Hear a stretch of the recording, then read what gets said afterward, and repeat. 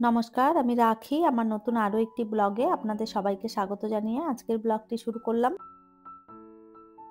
কেমন আছেন আপনারা সবাই? আশা করছি ভালো আছেন আর আমরাও বেশ ভালোই রয়েছি। এখন বাজে সকাল ১১টা। আপনাদেরকে সাথে নিয়েই ব্লগটা শুরু করলাম। আজ হচ্ছে শুক্রবার। তো আজ রাতে বিবেকের বাবা বাড়ি আসবে। যে কারণে আমি চলে গেছিলাম সকাল, সকাল বাজারে। বাজারে গিয়ে টুকটাক জিনিসপত্র সমস্ত কিনে নিয়ে এসেছি। সবজিপাতি, টুকটাক ফল আর সাথে নিয়ে এসেছি একটুখানি চিংড়ি মাছ। তো সমস্ত বাজারগুলো এই যে বের করছি। এরপরে সব একটা, একটা করে জায়গা মতন গুছিয়ে রেখে দেব। আপনারা তো জানেনই বাড়িতে আমি একা থাকি, যার কারণে সেভাবে বাজারঘাট খুব একটা করা হয় না। টুকটাক যা প্রয়োজন হয় নিচেই তো দেখেছেন আমাদের দোকানপাট এখন বসে। তো ওইখান থেকেই আমি সবজিপাতি কিনে নিয়ে আসি। আর আজকে যেহেতু বিবেকের বাবা আসবে তো দুদিনে সবজিপাতি সকালের নাস্তা, দুপুরের রান্না, রাতের খাবার। তো তখন একটু সবজিপাতি বেশি দরকার হয়। ওইজন্য ভাবলাম বাজার থেকেই গিয়ে নিয়ে আসি। আর এই যে নিয়ে এসেছি বাজার থেকে বেগুন, কুমড়ো, ধনেপাতা, পেঁয়াজকলি নতুন উঠেছে। ওইজন্য ভাবলাম একটু পেঁয়াজকলিও নিয়ে যাব। আর এখানে কিছু ফল নিয়েছি, পেয়ারা, সবেদা আর ওই কমলা লেবুটা আগে থেকেই ছিল। তো যাই হোক আলুও ছিল না, ওইজন্য আলুও নিয়ে এসেছি। তো আজকে চন্দ্রমুখী আলু নিয়ে এসেছি। আমাদের এই দিকটাতে খুব বেশি চন্দ্রমুখী আলু পাওয়া যায় না। ২-১ টা দোকানেই পাওয়া যায়। তাও আবার যে খুব ভালো তাও নয়। মোটামুটি পাওয়া যায় আরকি। আর চন্দ্রমুখী আলুটা আমার ভীষণ ভালো লাগে খেতে। ওটা দেখবেন বালি, বালি হয় আর মিষ্টি, মিষ্টি লাগে না। যে কারণে আমি পছন্দ করি। আর জ্যোতি আলুটা একটু মিষ্টি, মিষ্টি লাগে খেতে। ওইজন্য আমার খুব একটা ভালো লাগে না। আর চন্দ্রমুখী আলুটা তাড়াতাড়ি গলেও যায়। রান্না করতে খুব বেশি দেরি হয় না। ধনেপাতাগুলো কেটে ডান্ডিগুলো ফেলে দিলাম। আর পাতা, পাতা যেগুলো ছিল সেগুলো আরকি বক্সের মধ্যে ভরে রাখলাম। আর এরকম বক্সের মধ্যে ভরে রাখলে অনেকদিন পর্যন্ত ধনেপাতা ফ্রেশ থাকে। তো বেশি খুব একটা আনা হয় না। এখন তো যেহেতু দাম একটু বেশিই রয়েছে ওইজন্য কম, কম করেই নিয়ে আসা হয়। আর যখন বেশি আনা হয় তখন আমি এরকম বক্সের মধ্যে করে রেখে দিই। অনেকদিন পর্যন্ত ফ্রেশ থাকে। আর এই তো আমলকি নিয়ে এসেছি। আজকে দেখলাম যে অনেক আমলকি উঠেছে বাজারে। দামটাও খুব একটা বেশি ছিল না। তো ওইজন্য ৫০০ আমলকি নিয়ে এসেছি। ভাবছি এগুলো মুরব্বা বানাবো। সবজিপাতি যে কটা এনেছিলাম সেগুলো ফ্রিজের মধ্যে রেখে দিলাম। আজকে আর রান্না করব না। যাবো আমি আমার বাবার বাড়িতে। ওখানে গিয়ে আরকি খাওয়া-দাওয়া করব দুপুরবেলায়। আর এখন এই যে টুকটাক যে হালকা পাতলা কাজগুলো রয়েছে সেগুলো সমস্তটা গুছিয়ে নিয়ে তারপরে আরকি বেরোবো। আর রান্না করব সেই রাতের বেলায়। বিবেকের বাবা আসবে তো ওইজন্য রাতে রান্না করব। আর এখন যেহেতু দেরি হয়ে গেছে ১১টা বাজছে কাজকর্ম কিছুই হয়নি। মা ফোন করেছিল। মা বলল যে, "কি করছিস?" আমি বললাম, "বাজার থেকে এলাম এক্ষুনি।" তো বলল, "রান্না করেছিস?" বললাম, "না রান্না হয়নি।" তো বলল যে, রান্না আর করতে হবে না। আমার রান্না হয়ে গেছে। এখানে এসেই খেয়ে নিবি।" তো ভেবেছিলাম যাব না। তারপরে দেখলাম যে কাজকর্মও পড়ে রয়েছে। রান্না করলে অনেকটা দেরিও হবে। তো ভাবলাম ঠিক আছে একবার তো কাছেই গিয়ে খেয়ে চলে আসবো। আগের ফ্ল্যাটটা যেখানে ছিল সেখান থেকে মায়ের বাড়িটা একটু দূর হতো। আর এখন যেখানে রয়েছি সেটা একদম কাছে।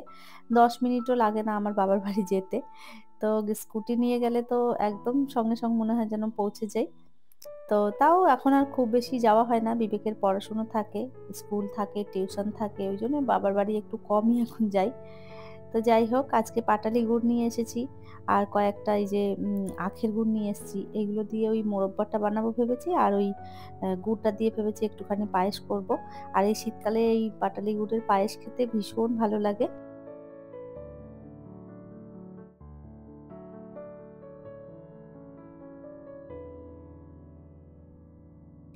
আর এই তো সমস্তটা গুছিয়ে নিয়ে এরপরে ভাবলাম মাছগুলো বেছে রেখে দিই।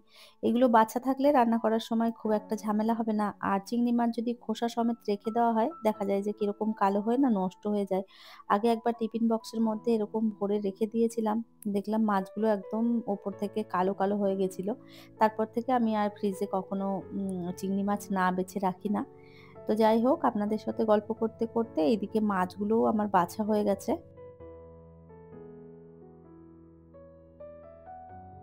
বাজার থেকে কয়েকটা ফ্রেশ ফুল কিনে নিয়ে এসেছিলাম। ভাবলাম এগুলো একটুখানি জলের মধ্যে দিয়ে রেখে দিই। নাহলে দেখা যাবে ভুলে গেলে না এগুলো আবার শুকিয়ে যাবে।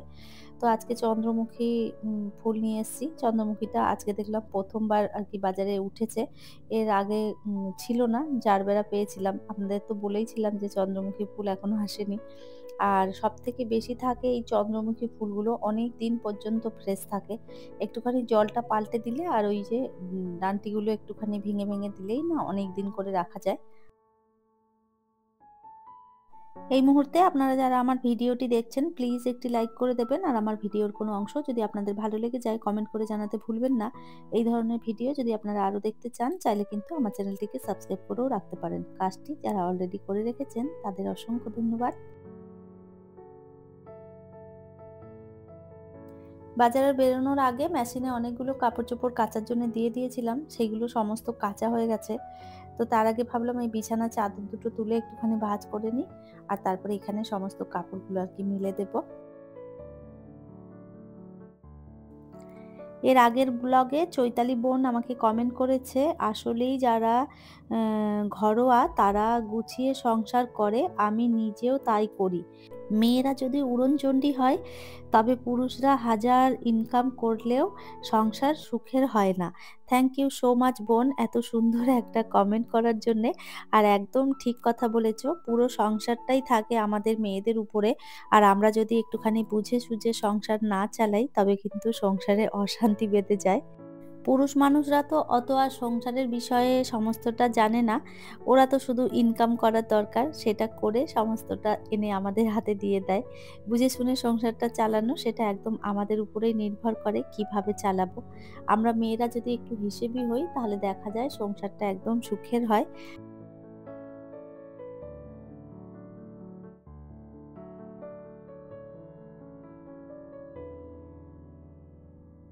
আর এই তো টুকটাক যা কাজকর্ম ছিল সেগুলো সব গুছিয়ে নিয়েছি। আর এরপরে এই যে আমলকিটা বসিয়ে দিলাম একটুখানি সিদ্ধ করতে। তো এটা তো বলেইছিলাম আপনাদের আগে মোরব্বা বানাবো। তবে এখন আর বানানো হবে না। আমি শুধু এটা সিদ্ধ করে রেখে দিচ্ছি, পরে সময় করে বানিয়ে নেব। আর এই তো আমলকি একদম সিদ্ধ হয়ে গেছে। আর দেখেছেন সিদ্ধ হয়ে একদম ফাটা, ফাটা হয়ে গেছে। এর ভেতরে জুসগুলো ভীষণ ভালোভাবে ঢুকে যাবে। তো যাই হোক ওইদিকে আমলকি আমি সিদ্ধ করে ঢাকা দিয়ে রেখে দিয়ে স্নান করতে চলে গেছিলাম। একটুখানি নিজে রেডি হয়ে নেব। তারপরে যাবো আমি পুজো করতে। পুজো করে তারপরে আরকি বেরোবো।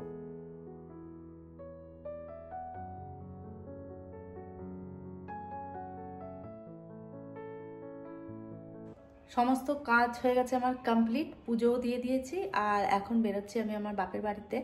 ওখানে গিয়ে দুপুরবেলায় খাওয়া-দাওয়া করব। আর তারপরে বিবেকের জন্য খাবার নিয়ে আসবো। বিবেক গেছে স্কুলে। সমস্ত কাজ-বাজ রেডি করে গুছিয়ে আর এই যে পুজো দিয়ে দিয়েছি। এরপরে এখন বেরোচ্ছি। চলুন তাহলে মায়ের ওখানে গিয়েই আপনাদের সঙ্গে দেখা হবে। আর এই তো নিচে নেমে পড়েছি। ভীষণ রোদ রয়েছে। আর এখন যাচ্ছি পেছন সাইডে গাড়ি নিতে। আমাদের এই দিকটাতে ফ্রন্ট সাইড আর ওই পেছন দিকটাতে সমস্ত বাইকগুলো রাখা থাকে। তো চলুন আপনাদের দেখাই আমাদের বাইকগুলো কোথায় থাকে আর আমার স্কুটিটা এখান থেকে বের করব। তারপরে আরকি বেরিয়ে যাব। আর এই তো বিবেকের বাবারও গাড়ি এখানে রয়েছে আর আমার স্কুটিটাও রয়েছে। আমার স্কুটিটার পেছন দিকটায় না সিটটা ছিঁড়ে গেছে। কি করে ছিঁড়েছে আমি নিজেও জানি না। তো দেখলাম যে অনেকটাই ছিঁড়েছে। তো যাই হোক একটা কাভার লাগাতে হবে পরে। আর এই তো চলে এসেছি আমার বাবার বাড়িতে। এই যে কাজ হচ্ছে। তো আজকে মনে হচ্ছে মিস্ত্রিরা কাজে এসেছে। এদের সব সাইকেলগুলো এই যে বাইরে দাঁড় করানো রয়েছে। আমাদের ঘরটা এখনো কমপ্লিট হয়নি। ঘর হতে এখনো মনে হচ্ছে আরো অনেক কয়েক মাস লাগবে। তো এই যে প্লাস্টার চলছে ভেতরে। বেশ কিছুক্ষণ সময় কেটেছে আর এই যে খাবার খেতে বসেছি। আর খাবার খেয়ে তারপরে বেরিয়ে যাব। বিবেক আসবে স্কুল থেকে। ওকে নিতে হবে। বাস ঢুকে পড়বে। তার আগে যেতে হবে। খাওয়া-দাওয়া করে বাড়ি চলে এসেছি। আর আসার সময় মায়ের গাছ থেকে কয়েকটা পেঁপে নিয়ে এসেছি। আর দেখছেন একটা পেঁপে পাড়তে গিয়ে ২ টো ৩ টে একসঙ্গে পড়েছে। তো সবগুলোই নিয়ে চলে এসেছি। মা বলল, "নিয়ে চলে যা।" তো যাই হোক এখন যাব নিচে বিবেককে আনতে। আর এই তো বিবেককে নিচ থেকে নিয়ে চলে এসেছি। আসার পরে ওর ড্রেসটা চেঞ্জ করিয়ে দিয়েছি, হাত পা ধুয়ে দিয়েছি। আর এখন এই যে খাবার খাওয়াতে বসেছি। আর খাবারটা তো মায়ের বাড়ি থেকেই নিয়ে এসেছি, আপনারা জানেন।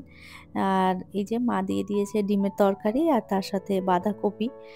আর করেছিল করলা ভাজা। তো করলা ভাজাটা আর আমি আনিনি, কেননা বিবেক এমনিতেই তিতা খেতে চায় না। খাবার-দাবার খেয়ে প্রতিদিনের মতন আমরা চলে এসেছি এই যে স্টেডিয়াম মাঠে। এখানে বিবেক খেলাধুলো করবে। তারপরে সন্ধ্যাবেলার দিকে আরকি বাড়ি যাব। তো আমরা রয়েছি অনেকেই। আমি আছি, আমার ফ্রেন্ডরাও রয়েছে। সবাই মাঠে বসে গল্প করছি। মাঠ থেকে অনেকক্ষণ আগেই চলে এসেছি। আসার পরে সন্ধে দেখিয়েছি, বিবেককে খাবার দিয়েছি খেতে। বিবেক হাত পা ধুয়ে পড়তে বসেছে। আর এইদিকে আমি চলে এসেছি। সকালে যে আমলকিটা সিদ্ধ করে রেখেছিলাম ওইটাই একটুখানি মোরব্বা বানিয়ে নেব। তো গুড় দিয়ে বানাবো। তো ওই যে বসিয়ে দিয়েছি। এটা হতে এখনো অনেকটা সময় লাগবে। আস্তে, আস্তে করে জ্বালিয়ে, জ্বালিয়ে করতে হবে। তো বেশ কিছুক্ষণ সময় লেগে যাবে। তো আমি এই যে বানাতে থাকি। আর তাহলে চলুন, আমার আজকের ভিডিওটা এই পর্যন্তই। ফিরবো নতুন ব্লগ নিয়ে। ততক্ষণের জন্য সবাই ভালো থাকবেন, সুস্থ থাকবেন। আবারও দেখা হবে নতুন একটি ব্লগে।